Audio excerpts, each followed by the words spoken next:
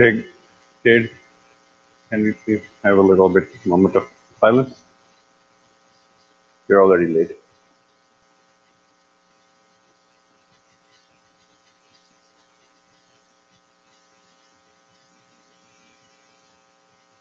Alhamdulillah, countless gratitude to Allah, the Lord of all the creation, that He has bestowed upon us this opportunity and ability to spend this time in His remembrance.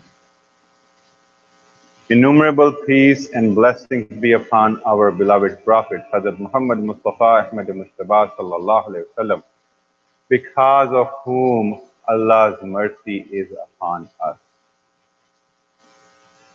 My dear and respected audience, Allah says in Quran, أعوذ بالله من الشيطان الرجيم بسم الله الرحمن الرحيم قل لا أسألكم عليه أجرا إلا المودة في القربى ومن يقترف حسنة نزد له فيها حسنة إن الله غفور شكور. Say, I do not ask of you of any reward, of any payback, but that you love my household, my children, my people of my house, people who are closer to me. And whoever does something good, we will increase that good for that person. Verily, Allah is apt forgiving and a shakur person, somebody who always remembers, who feels obliged, who appreciates anything that somebody has done for his sake. So, and Allah does it the best.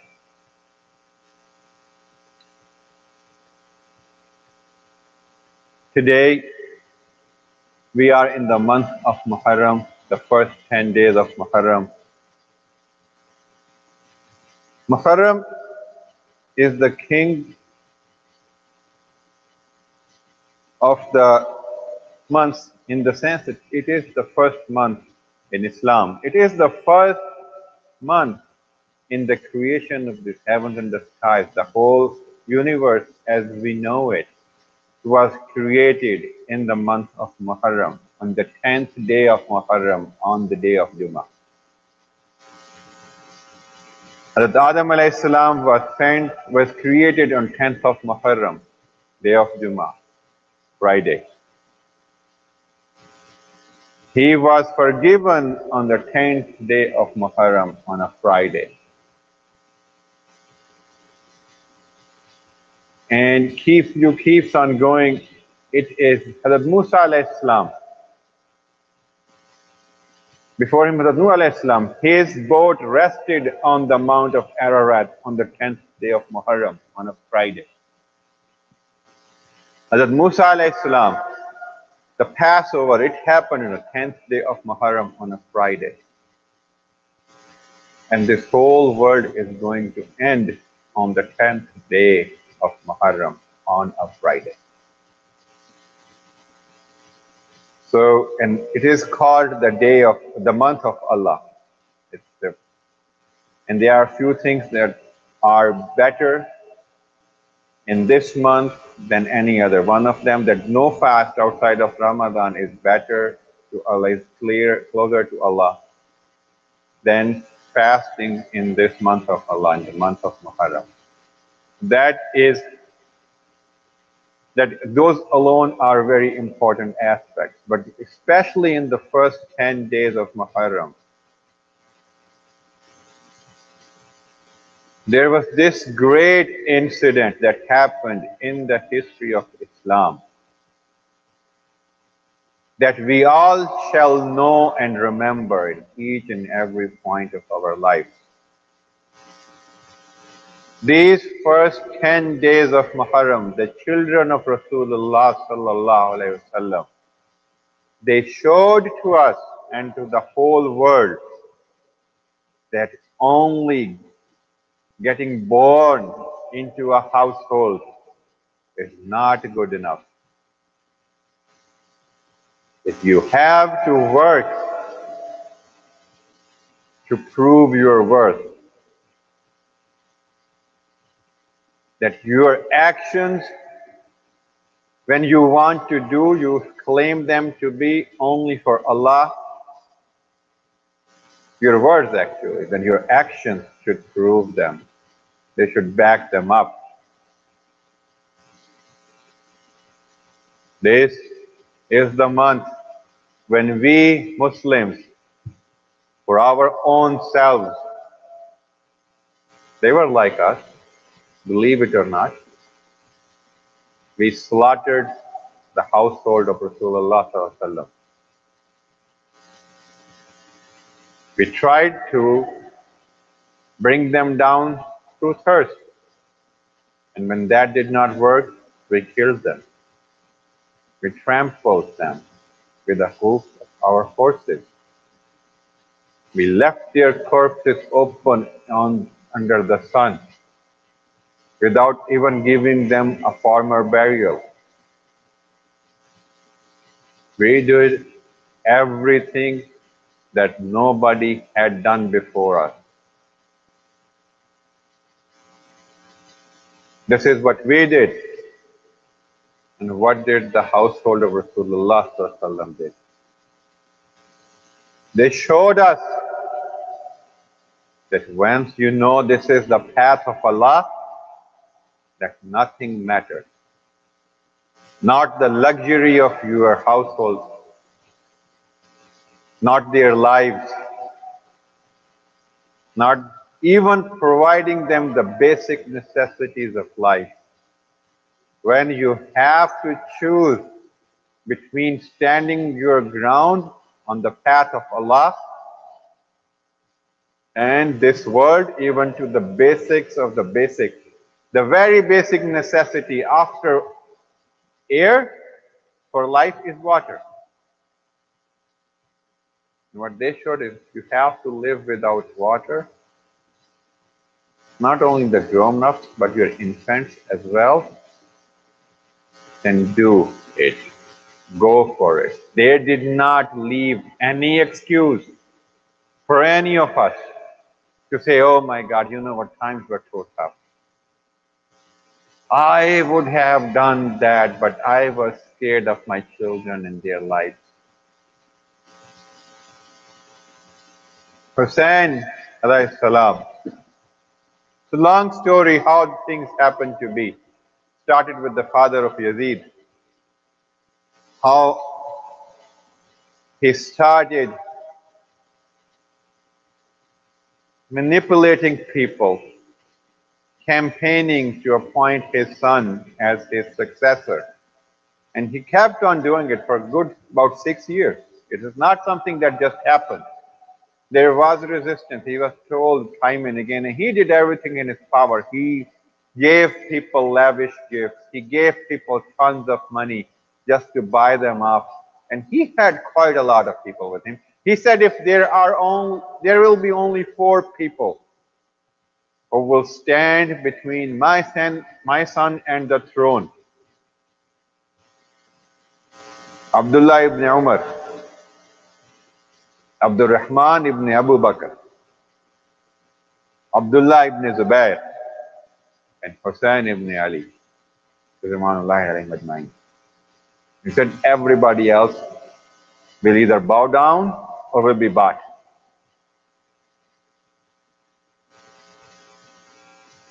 But Imam Hussain alayhi salam, when Yazid took his father died, he became Khalifa, the king of Muslims, not the Khalifa per se, but the king of Muslims, or of that empire, the Umayyad Empire. And the people of the Kufa, they started sending him messages. Before that, the governor of Medina, he was ordered to forcefully ask Imam Hussain to give his back. He avoided that, then he went on to Mecca. He left Medina.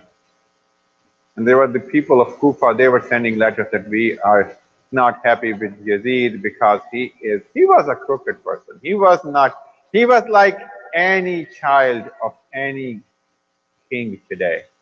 He had all those characteristics, all those qualities, all those attributes. And people did not like him because of those attributes. It was not that he was a very wise, gentle, nice person. He was not. He was a spoiled kid of a king. But he knows the art of persuasion through corruption. He knew how to win people over by giving them lots of money and titles and how to make them fight against each other. He learned it from his father and he learned it good. So that was not the point. So Imam Hussain alayhi salam, now he had two choices. He went to Makkah. People of Kufa, they said, oh, we don't accept him as our Khalifa. We want you to be our Imam. Please come over here, we'll protect you. So that Imam Hussain alayhi salam, he knew all too well that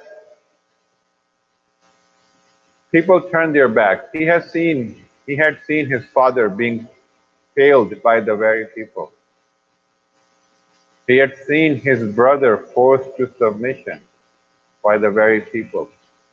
He had no illusion that people will stand with him. But he could not refuse to go there just because of his own assumptions. He was afraid that on the day of judgment, because that's what when we want something to happen, we try everything we can. They said, oh Hussain, what will you answer to Allah on the day of judgment? That we people were calling you and you did not come and you did not help them and all those things. And yes, those people, their life used to stop. If you would, anything that would make them think that I will be answerable to Allah about it, they will go for it. They will try to do whatever they could. So he made the decision that I have to go. He took his household and everybody, went to Makkah. From Makkah then, Hazrat Abdullah ibn Abbas, he was amongst his kin. He said, why are you going to Kufa? If you have to go against Yazid, stay here. This is your hometown. Here are your people. They will help you. They will support you. They will stand behind you. Don't go for the Kufis. Hazrat Imam Hussain and Hazrat ibn Abdullah ibn Abbas, he said, so the Imam Hussain, Islam, he said, my grandfather has said that because of a lamb, the blood will be shed in Makkah. I do not want to be that lamb. I do not want to be the one responsible for having the blood shed in Makkah. Then Hazrat Abdullah ibn Abbas he said, if you must go, please leave your children and your household behind. I am afraid that you will be killed in front of their eyes like Uthman was killed in front of his people, his household. Hazrat Imam, he said, I know you wish nothing but good, son of my uncle, but I have decided. He did not want anybody to think that, oh, that's what we do. We try to find excuses. Had Imam Hussein left his children back at home, we would have said, oh, you know what? It is proven. See, he did it. He left his people home. He was worried about their well-being. He was worried about their, so why, what is wrong with me worrying about it and not doing this thing today? He took everybody till the 6-month-old child, an infant, including him, and he marched towards. And people, his cousins, his brother-in-law, they kept on sending emissaries or his relatives on his way all along. That stop here, don't go, come back. You will get killed, you will die. Not something unknown to him. But the point was that if he stays at home, then forever it will become a precedent that no matter who is put on your head by whoever, you are supposed to say yes and do whatever the king is doing. And that is forever. The practice will be legitimized that whoever sits on the throne, his word is the word of Allah. He can do whatever he wants. Whatever he does is right. Had Imam Hussein sat in his home, had he not come out, this is what it would have been today. It is still today pretty much the same. Not to say it is not, but you cannot validate it. You cannot find an excuse for it. You do it because you can. Just like Yazid and his people, they did it because they could. But they could not find that stamp of approval. Not to that day, not till today, 1400 years later.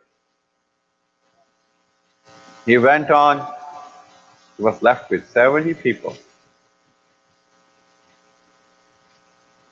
They met them on the battlefield, and one after the other, his sons, his nephews, his brothers, they got killed in front of his own eyes by the very people who called themselves Muslims, by a Muslim army. An army whose objective was to please the king. So hard were their hearts that when Hazrat Imam, he said, can we stop the fighting for a little so I can pray the salah, the namaz? They said, your salah is not going to be accepted anyway, so forget about it. To whom were they saying?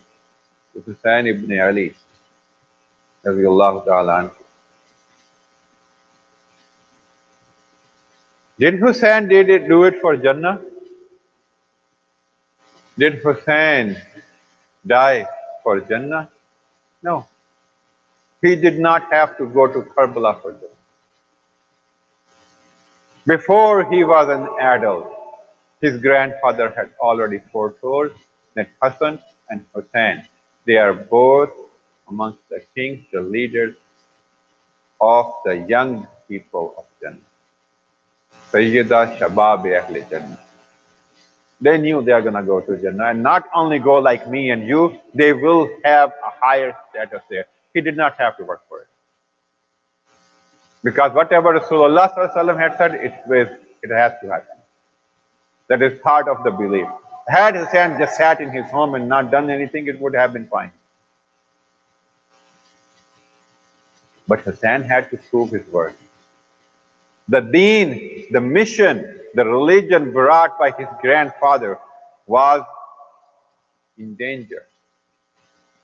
Hussein did not call people, oh people come, help me. He took his household, he went there and he made a stand. He got killed in the process. His small of male members who were accompanying him got killed in the process, except for one. But by doing so, forever Hussein cemented the fact that no matter what, no matter how strong your opponent is, no matter how strong the king is, no matter what the whole world is saying, if you know this is what Allah wants from you, you stand your ground. You die if you have to. You let your family get killed in front of your eyes if you have to. Because sooner or later they are going to die. You do not leave the path of Allah. He set that precedence forever. No wonder that Sheikh Muinuddin Chishti Ajmeri Rahmatullah said, Shah as Hussain, Badshah as Hussain, Deen as Hussain, Deen Pana as Hussain, Sardad Nadad Dardast Dardast Yazid, Hakka ke bina ilah ilah as Hussain.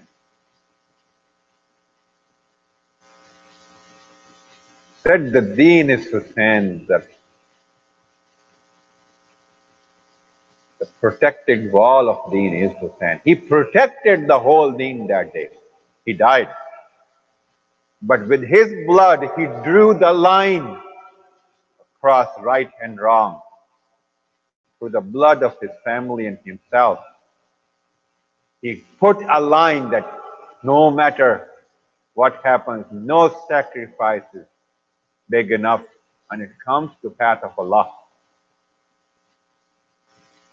That don't worry about anything else when it comes between following the path of Allah, saying the right as right and wrong as wrong.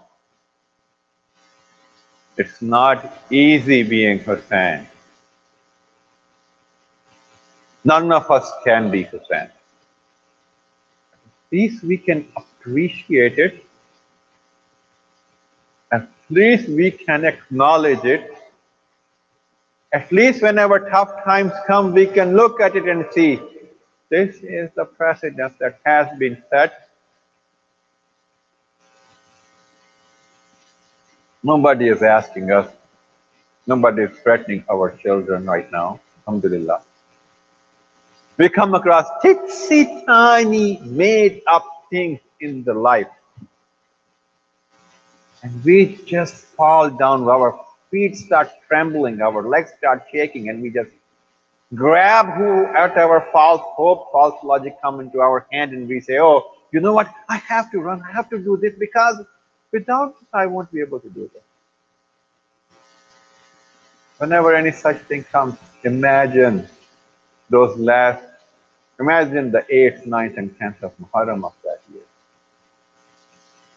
When Hussein and his family in the desert can see the water of Euphrates, could not get a sip of it.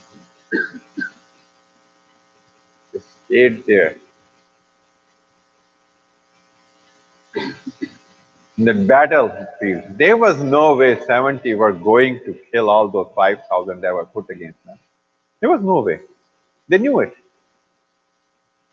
Ali Akbar knew it when he rode off. Hur knew it when he rode off. Abbas knew it when he rode off. They knew they were walking into their death. There was no way that they could have defeated those people. In a one-to-one battle, 5,000 to 70, how much are you going to kill? 100 a person? It was not possible. They did not do it to win that battle.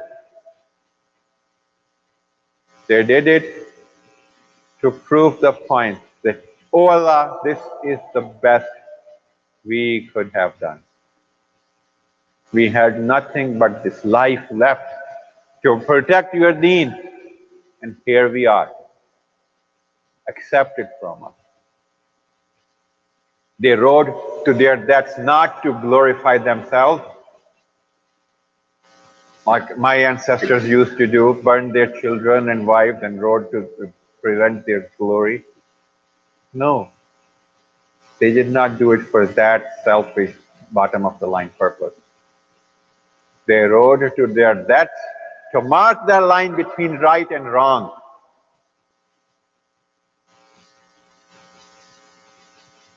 It was a humble sacrifice. Oh Allah, I have nothing left but myself. I cannot do anything to protect your deen, but to die for it. So Allah, here I come. Arrows went through their bodies, their heads were cut off, their limbs amputated. Whatever could have happened on the battlefield, they were in the battle. They were not there asking for mercy from the enemy. So whatever happened, they accepted it. And when Hussein, he was praying Asr, and the people of Yazid's army, they were getting impatient. Why? Because they had not yet prayed Asr and time was running out for them. So they're saying, kill him so that we can finish we do not miss our Asr prayer.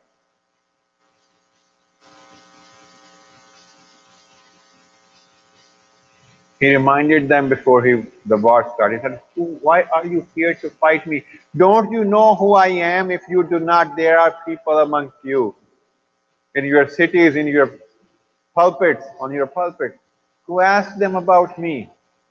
Why do you want to kill me? What have I done to you? Have I killed any of yours that you seek revenge of? Do you find anything in the book of Quran, Allah, that wants you to kill me? Why do you want to kill me? What is in the religion? What has been told to you that you are here to fulfill for killing me? Not. He tried to reason with them. He tried to remind them, but they were blind with one sort of worldly gain over the other.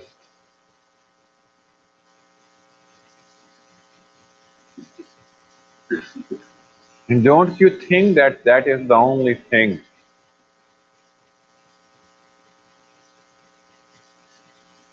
We live in this isolated society. Our children don't even know what happened on the 10th of November. Our massages, they don't tell them. We don't tell them. Because it does not suit our benefit. What Hussein did was beyond comprehension. It was an act of love, an act of sacrifice, and we somehow do not want our children to go that path because we do not want them to question our wrong steps. That is why we don't tell them about Hussein. That is why, because we don't want our children to judge us on the basis of what Allah and Rasulullah said. That is our fear.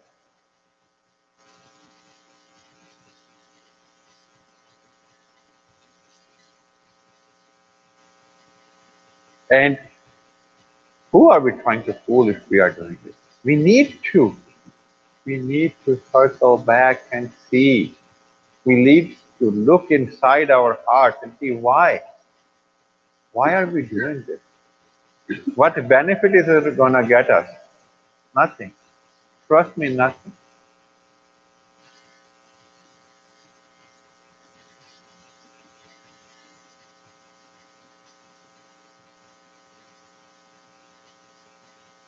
Hussein alayhi salam, he died. His name lived on forever. He does not need our praises. He does not need our words. He does not need anything. We, on the other hand, need it. We need to love him. I just recited the ayah of Quran. And Rasulullah tells them that I do not ask of you of any reward, any payback. But You love those who are closer to you. Just the love. Don't that you give them everything you have.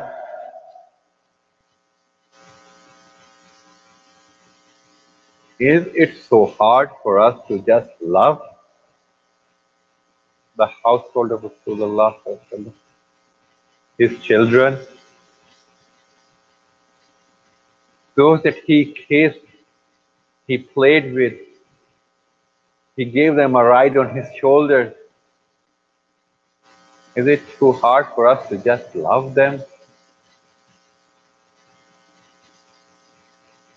The reason we find it hard is not because we do not love Hussein, not because we do not love Hassan. The reason we do it, believe it or not, is because we do not love Rasulullah sallallahu alaihi wasallam. We do it because it does not matter to us. We are indifferent. It does not matter to us. We keep on saying, doing lip service, blah, blah, blah, blah, blah, but when it comes, we falter.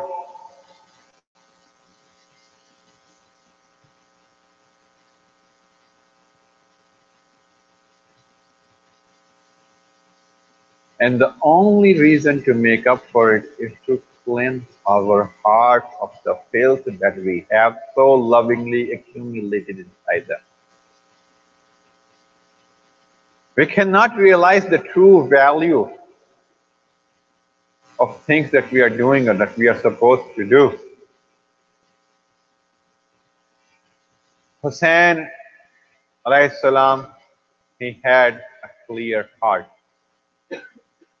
He was able to distinguish between right and wrong.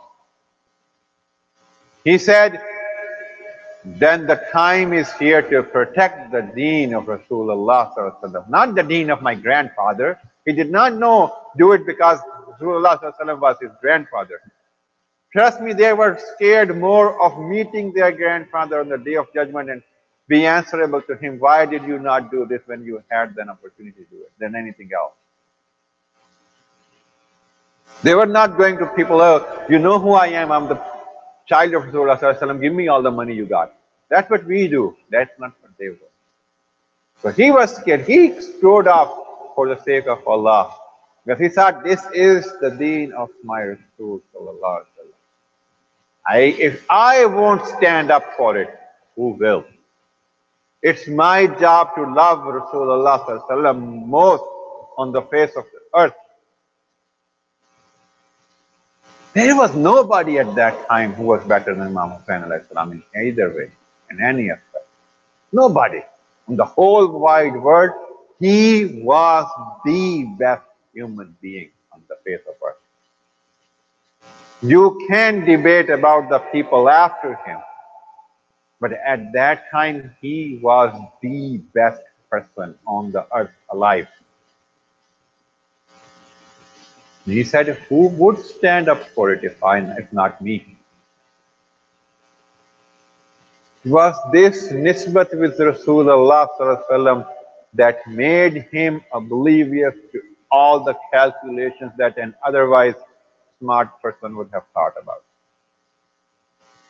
His focus was to not let the message and the mission of Rasulullah sallallahu alaihi wasallam down.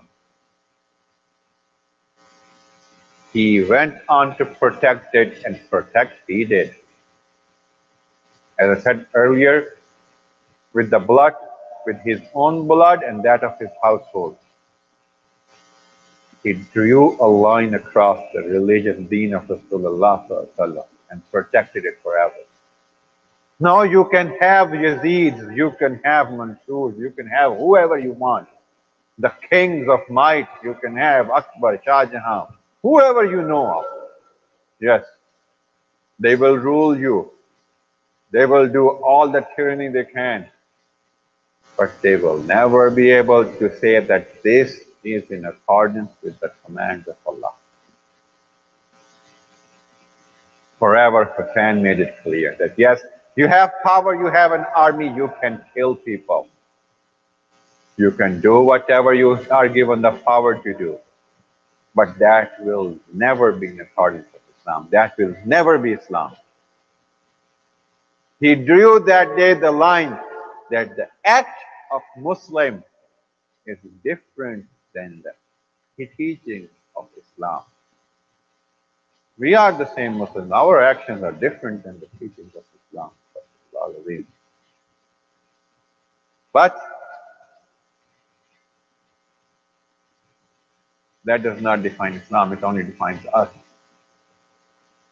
And he also puts forth the example that when a person, he or she perfects his or her love to Rasulullah sallallahu alaihi wasallam, then nothing else matters to that person. Nothing else matters to that person, no matter how big the payback, how big the consequences are. Few years back, I was a better person at that time, I think. There was this lady, her husband left the home. He filed a lawsuit against her to take control and custody, full custody of the children and all the resources. She did not have a car, she was not earning, she was nothing. And he filed for a divorce and asked the court to give him full custody of his children and all the money they had. And that lady, she did not have any job, she did not even have a car, did not even have a cell phone to go or do anything.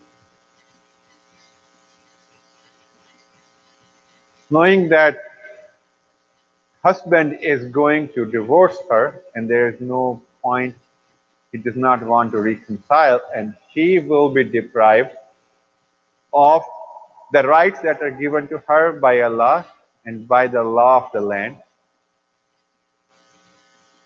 We helped that lady to seek legal help, to go meet a lawyer and fight for her case. That's all we did. And we paid for that, big time. Paid for that big time all around the city. People heard stories. Nobody knew us, they knew our story. Nobody came to verify it from us, they spread it the way they heard from other people. Alhamdulillah, whatever they did is their action.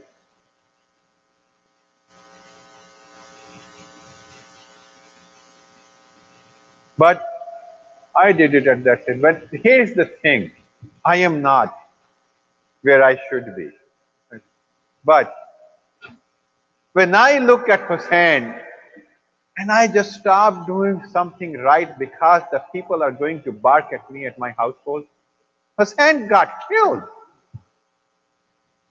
That is what kept me going. Like, okay, you know this is the right thing to do. You're helping somebody who does not have anybody else to help.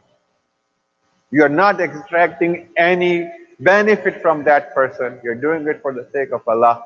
Just do it and let the person be free of it, whatever the tribulation is going on. Now that thing is behind us. Many years have passed. Stories still keep on floating. But only thing to tell is when we come across those crossroads in life of Hussein alayhi salam and his death as well, they are the source of light for us. They are the source of light for us. We need to analyze ourselves. Today we have so big egos that we do not want to give a benefit of doubt to the people closest to us, our husband, our wives, our children. We are so quick in making stories in our mind Give the other person some break, please. Have some patience, please. Try to understand what the other person is going through. Yes, you are going through something, fine, but try to understand the other person's perspective as well. Don't just live for yourself. Don't always keep on saying me, me, me, me, me, me, me. For God's sake, stop thinking about it. The people around you, they deserve your affection and attention as well. Hussein knew tomorrow he is going to get killed. What did he do all night? He prayed to Allah all night, asking his forgiveness, asking for. If I know I am going to die tomorrow or the day after, what would I do? I should not be making the life hell for my family. I should try to enjoy that time as much as I could, so that I leave with happy memories. Remember, you are going to die when you are going to die. Hazrat Abu Bakr as-Siddiq radhiyallahu ta'ala anhu, when Hazrat Nabi Pak sallallahu alaihi wasallam, he left this world, he came next to him, his deathbed, and he said, if anybody could have escaped death, it would have been you, Rasulullah. If Allah had to spare anybody from dying, you would have been that person. But nobody is going to live forever. So who the hell are we? How the hell do we even expect to deceive death? It's a reality. Live with it. We have to go one day. Fine, period. Move on. Think about what are you going to do with your life when you are here. This is what you are answerable for. You're not answerable for how you die unless you commit a suicide or something like that. You are responsible of how you live. Stop expecting people from making it easy on you all the time. Try to do something for them first. Then expect some return if you must. And remember, forgiving is better. If you are the one running short of time, then you should also see that, okay, you know what, their life is going to move on without me, but I have only these few moments left to enjoy it. I should not make it miserable for myself and for those around me. It's your choice, however you want to make it. So start seeing the big picture. Start seeing what is right to do, what is the right thing to do, and then do that.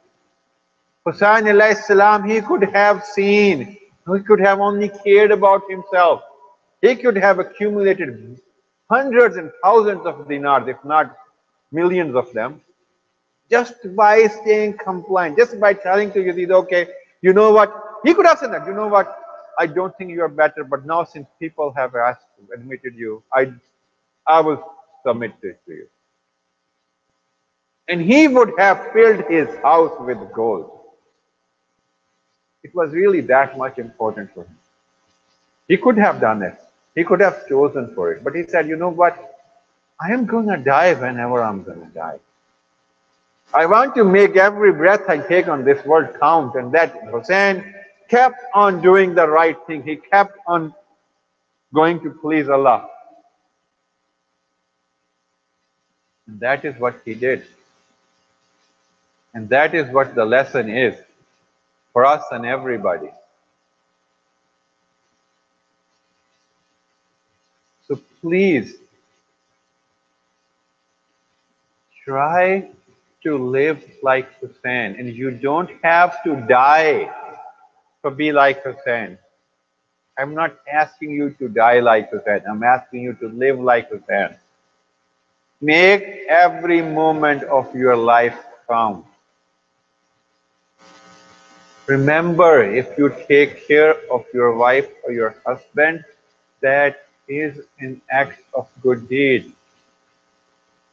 Remember, if you talk to somebody nicely, that is an act of worship as long as you are doing it to please Allah. Try to live with love inside your own home. Try to look at the positive side, please. Give the other person a benefit of doubt. If you think the person is doing something, go ask him or her. I gave you my own example. Nobody ever came to me or my wife asking, oh, we heard this thing. Is it true? No. They just kept on spreading the rumor mill. Fine with them. I'm fine with it. If I am put into the same situation, but I will probably ask for a little bit more clarity, but I'll do it all over again if I am clear about it. If somebody needs my help and somebody else is trying to deprive that person of what the law and Allah's law gives that person, I will fight for that. It does not matter what happens because I'm not doing it for that person. And who I am doing it for, he is a Ghafur Shakur, as I recited earlier. I don't need to worry about it. So you too, please, go ask the person. You have a reservation about your child, ask him or her. You have a reservation about your wife or husband, go ask him or her. For God's sake, it's not just we are wife and husband. You should be the best friend. And if you are not, then there is something really wrong with you. You are willing to be on the same bed with the person you don't trust? Is there something worse than that? What else? What other level of intimacy is between two people? And the shaitan just keeps on flipping us against our wives and husbands all the time. Keep asking after every salah, Rabbana hablana min azwajina wa dhurriyyatina qurrata a'yun waj'alna lil muttaqina imama. It's in Quran.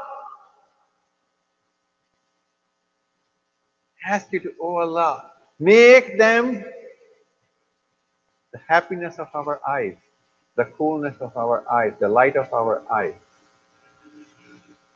Just trust me, nobody is more miserable than the person who does not trust his or her wife or husband. Trust me, there is nobody who is more miserable than that. Man, you are living a false dream, a mirage, a nightmare, if that's the case with you. Fix it, please. Fix it for the sake of Allah. Don't let your ego grow between your happiness and the command. And you may call me whatever. It's the job, more of the job of the wife than it's the job of the husband. Because he has only one task that Allah gave it to a wife. Allah does not want you to be a career woman. It's something that you came up with yourself. He does not want you to go and earn.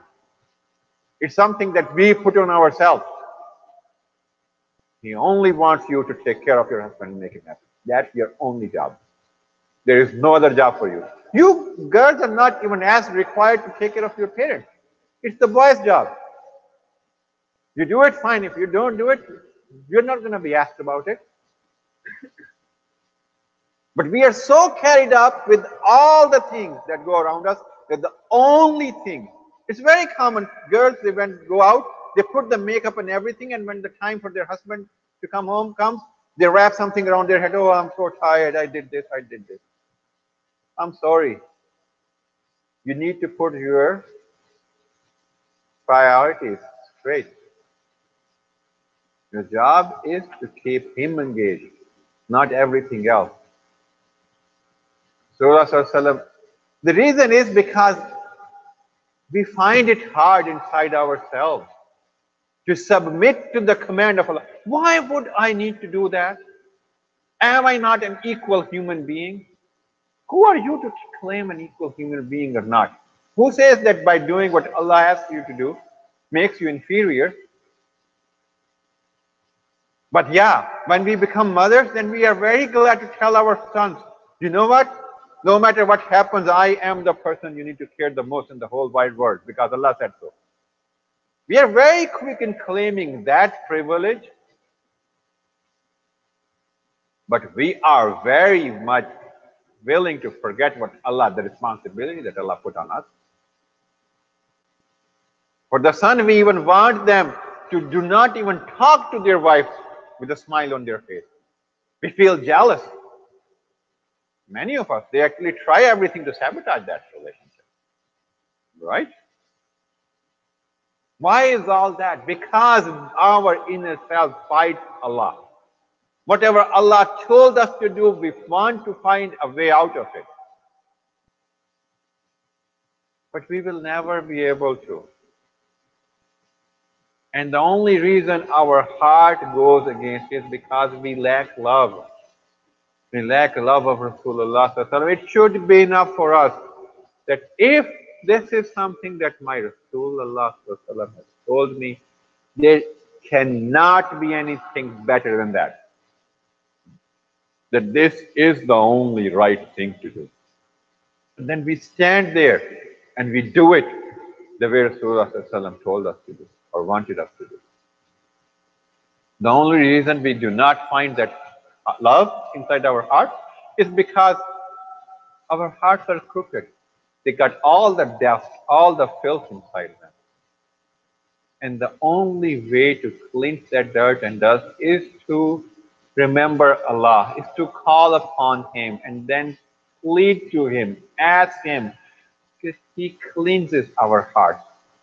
So we can see, we can distinguish between right and wrong, just like Imam Hussain alayhi salam and his followers did. And it is this remembrance of Allah that is the only reason we gather here. It's the only purpose we call you. Alhamdulillah, in my heart, I believe that's the only reason we are all here. So let us ask our Lord, ask our Creator, ask our Rabb, our Sustainer, that through His name, through His word, that He cleanses our heart. He fills our heart with the untainted love of Rasulullah so that we can appreciate, we can recognize the value of the love of Rasulullah that He had for us, He has for us, and return back in the same token, in the same way. So with this focus, this intention, let us all start. Say Bismillahir Rahmanir Rahim.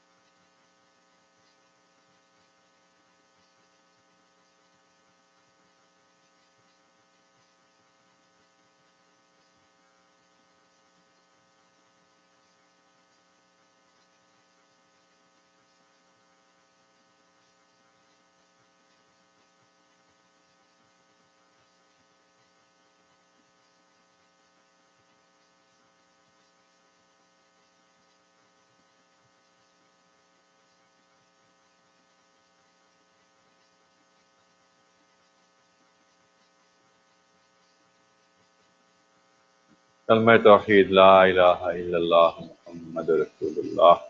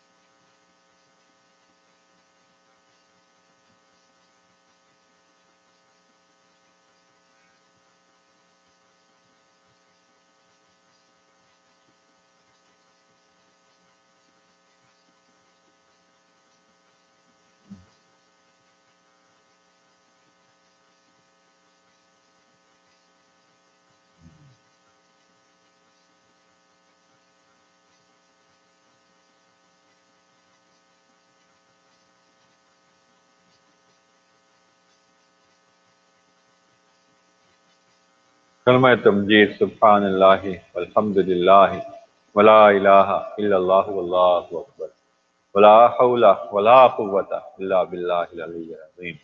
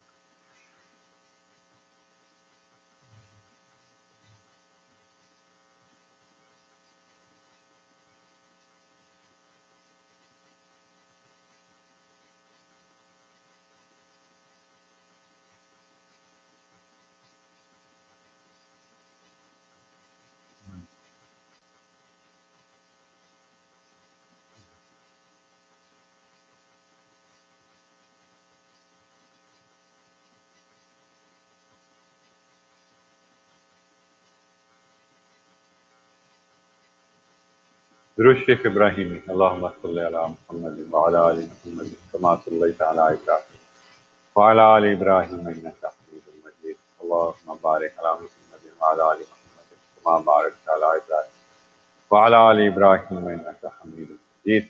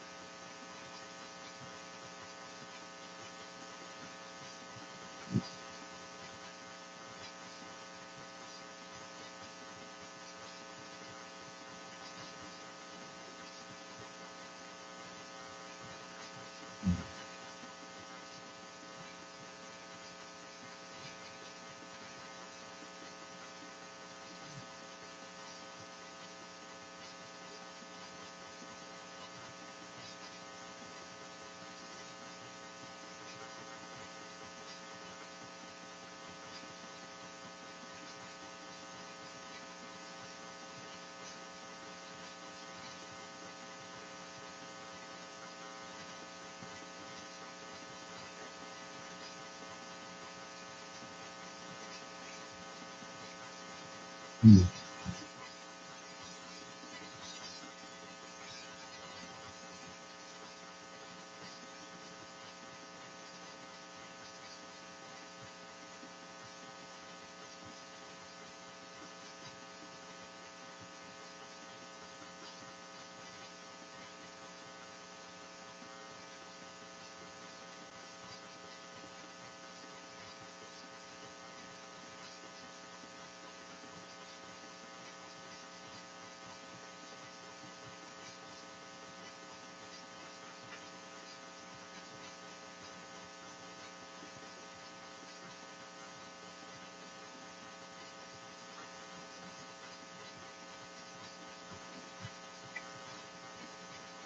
Hmm.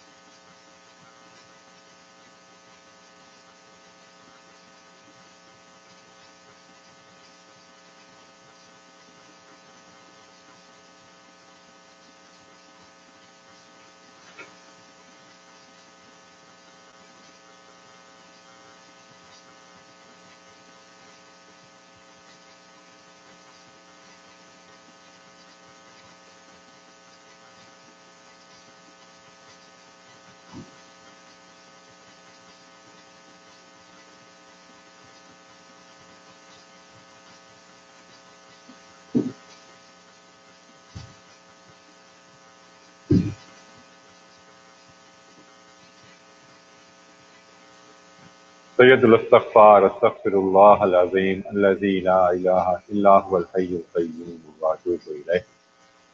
استغفر الله العظيم.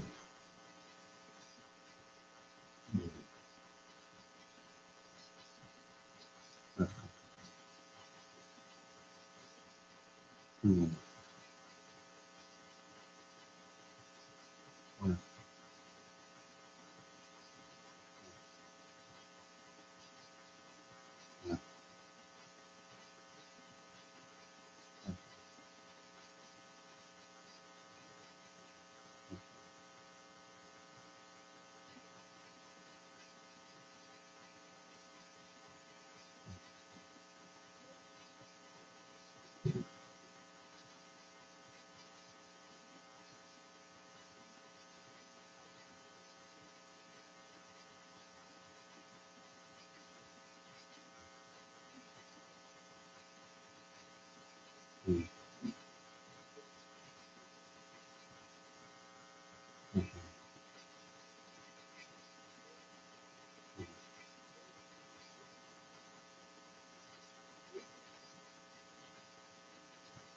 آیت کریمہ لا الہ الا انت سبحانک انی کنت من الظالمین.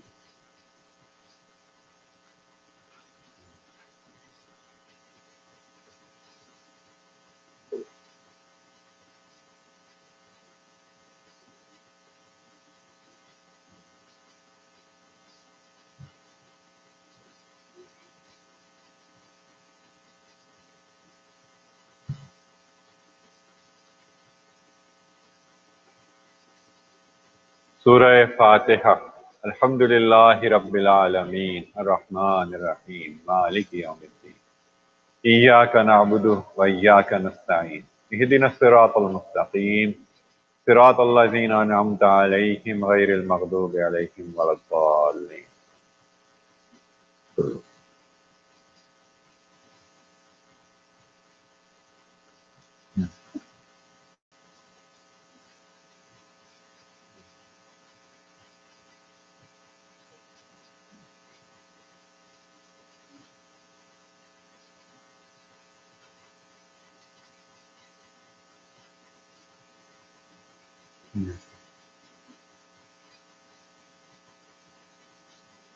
سورہ اخلاص.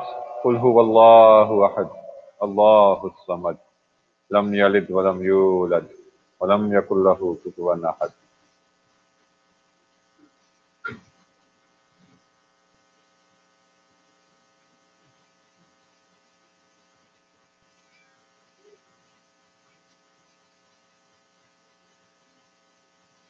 आयतल कुर्सी अल्लाहु ला इलाहा इल्ला हुवल हय्युल क़य्यूम ला तअख़ुज़ुहु सिनतुन वला नौम लहू मा fish समावाति व मा fill अर्ज़ मन ज़ल्लज़ी यशफ़अु इंदहु इल्ला बिइज़्निही यअलमु मा बैना अयदीहिम व मा ख़ल्फ़हुम व ला युहीतूना बिशैइन मिन इल्मिही इल्ला बिमा शाअ वसिअ कुर्सियुहुस समावाति वल अर्ज़ व ला यऊदुहु हिफ़्ज़ुहुमा व हुवल अलिय्युल अज़ीम।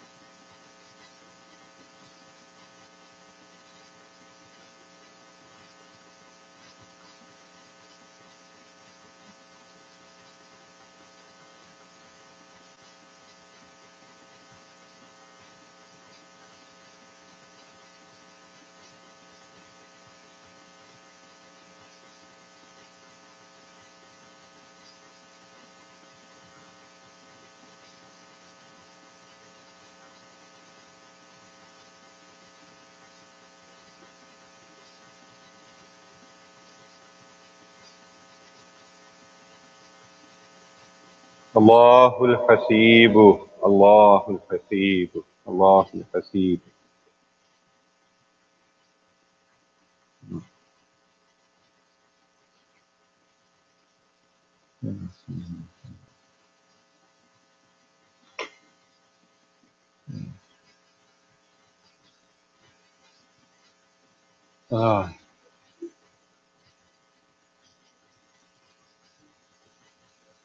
लतीफ़ुन लतीफ़ुन लतीफ़ुन लतीफ़।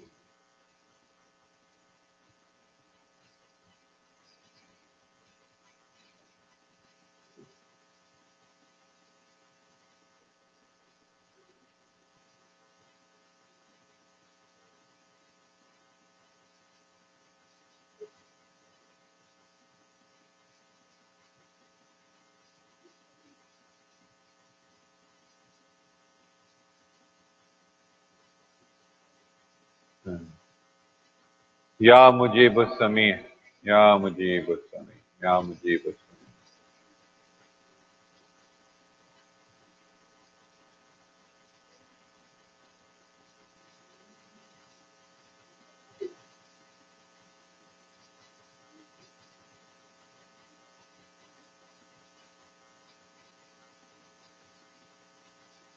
मुबीना, आपको जो भी अल्लाह का नाम याद आता है ना, आप वही कहते रहें। आपको जरूरी नहीं है कि आप हर एक, अगर आपको जो आ रहा है अल्लाह का नाम, आप वो पढ़ते रहें। कोई अल्लाह को याद करें। या मुझे,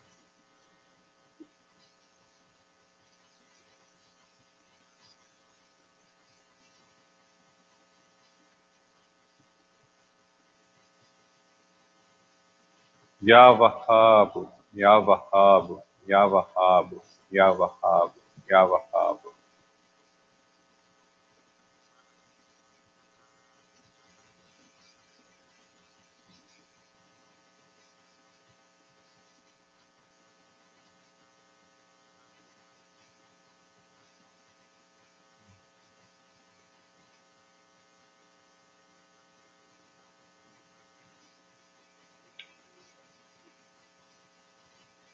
या बारियो या बारियो या बारियो या बारी।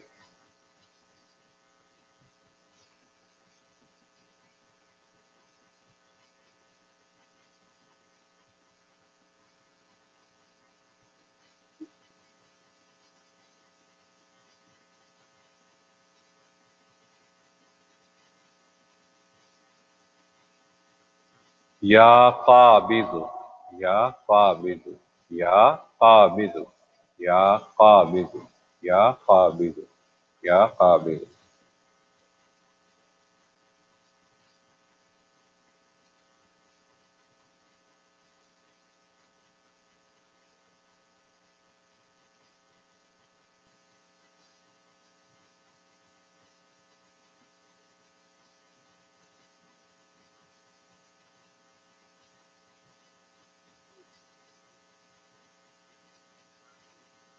या अलीजल अज़ीम या अलीजल अज़ीम या अलीजल अज़ीम। या अलिय्युल अज़ीम, या अलिय्युल अज़ीम, या अली।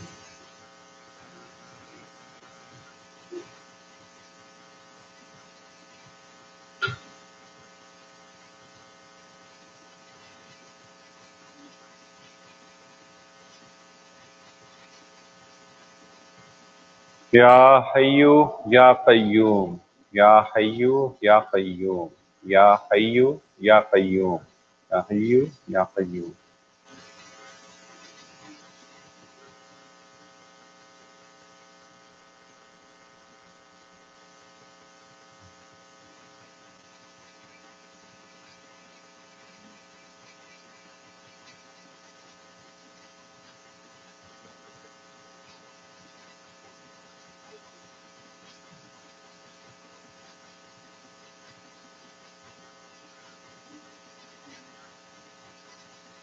या ज़ुल जलाली वल इकराम, या ज़ुल जलाली वल इकराम, या ज़ुल जलाली वल इकराम, या ज़ुल जलाली वल इकराम।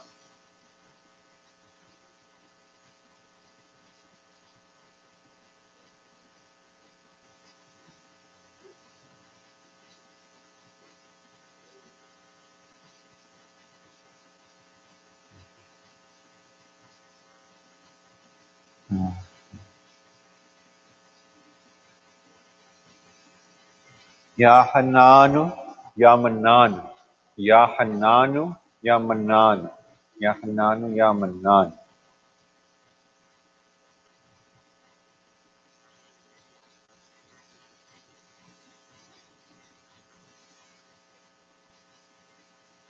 या गफूर या रहीम, या गफूर या रहीम, या गफूर या रहीम, या गफूर या रहीम।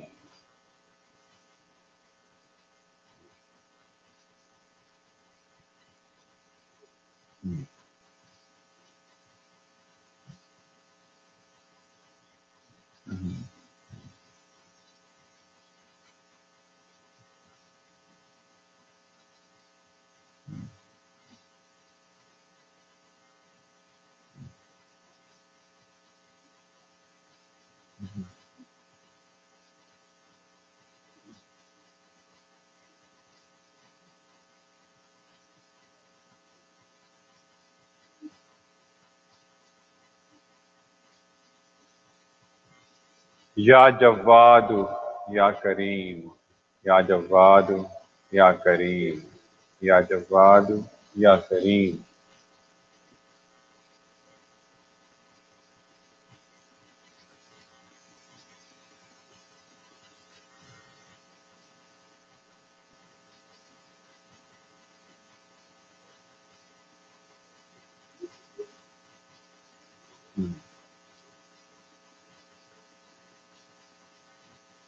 या अल्लामुल गुयूब, या अल्लामुल गुयूब, या अल्लामुल गुयूब।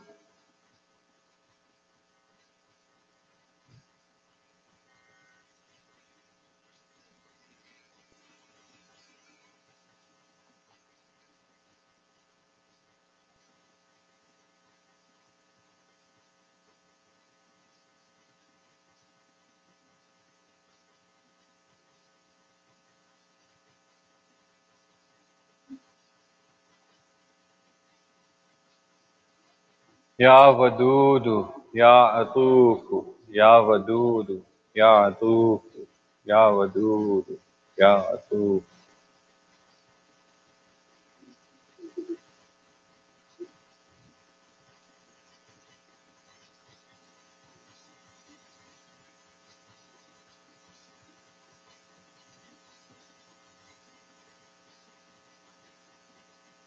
या बाक़ी, या बाक़ी, या बाक़ी।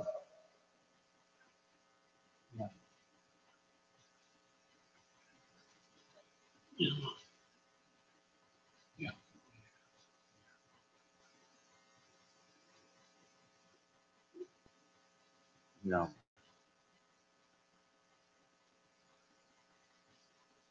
या या बासित, या बासित, या बासित।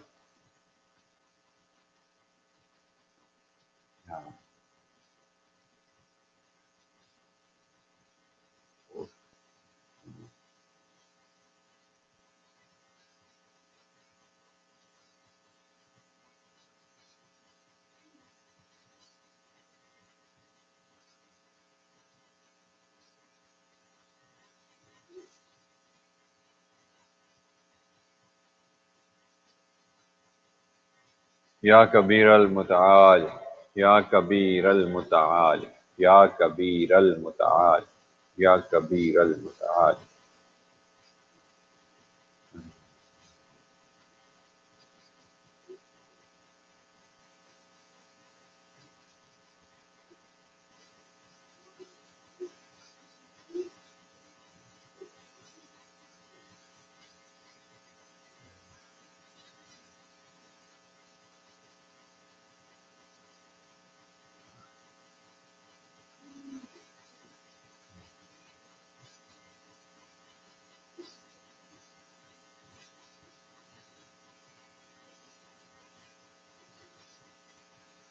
सलामुन कौलम मिर रब्बिर रहीम, सलामुन कौलम मिर रब्बिर रहीम, सलामुन कौलम मिर रब्बिर रहीम।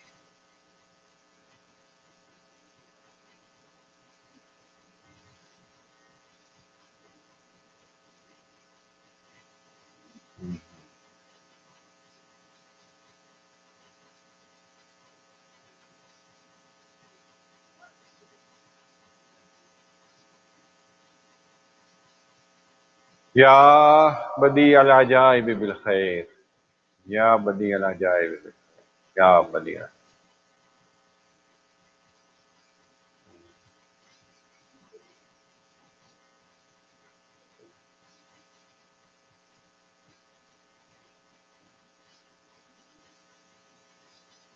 या अरहमर राहिमीन, या अरहमर राहिमीन, या अरहमर राहिमीन।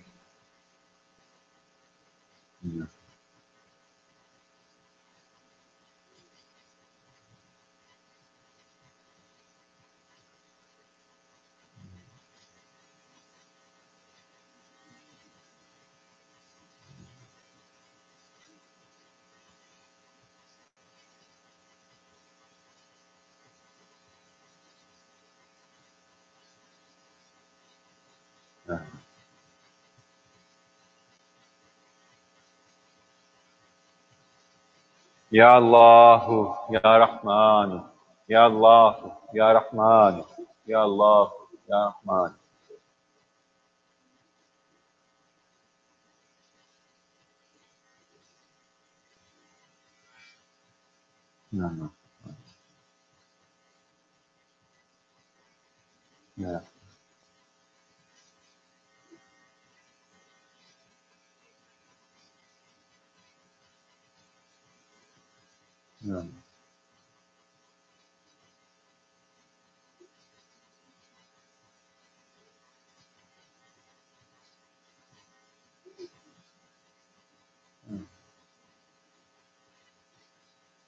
Salatul Khawf. Those of you who do not know this Durood Sharif and cannot read from the screen, they recite whichever Durood Sharif is.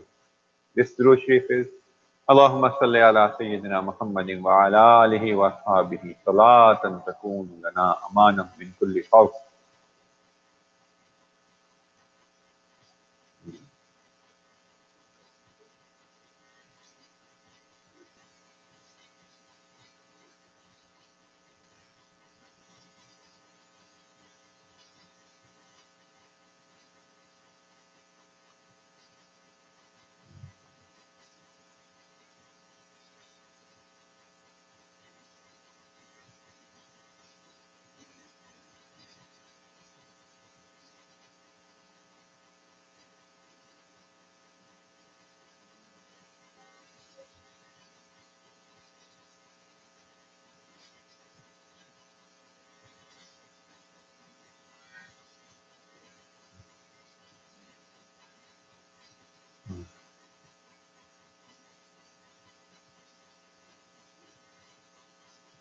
Now recite Surah Fatiha one time and make dua. Make dua for Sister Mubina Malik Ejaz Sahab. One of my cousins, he is very sick. Make dua for him that Allah gives him health. One of our relatives, Dr. He is sick as well with cancer. Make dua Allah Ta'ala gives him. They have one of our friends, Ms. Jamil Hashmi. He passed away last night. Make dua Allah gives him Jannah and makes him amongst his blessed ones. Allah.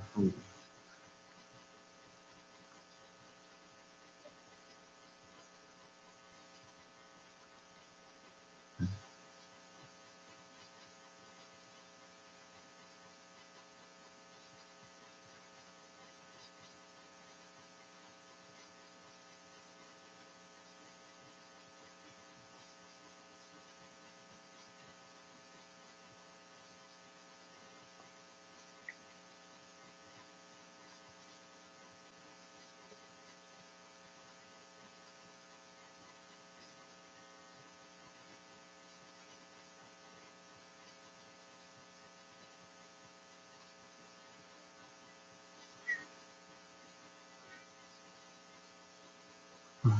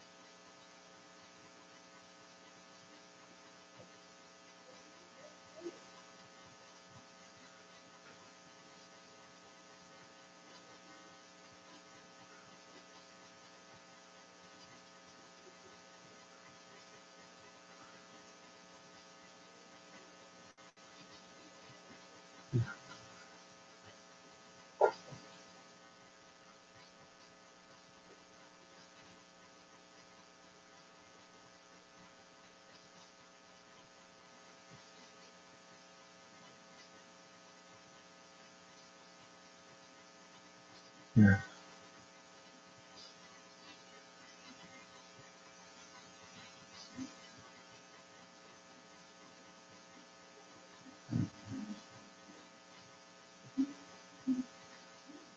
Yeah.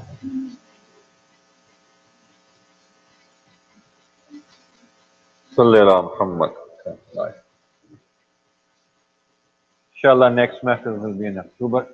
Inshallah, Aziz. Know the date yet. I think it's 21st or somewhere around that. And inshallah, I'll send the invite. Call the Azan from Maghrib.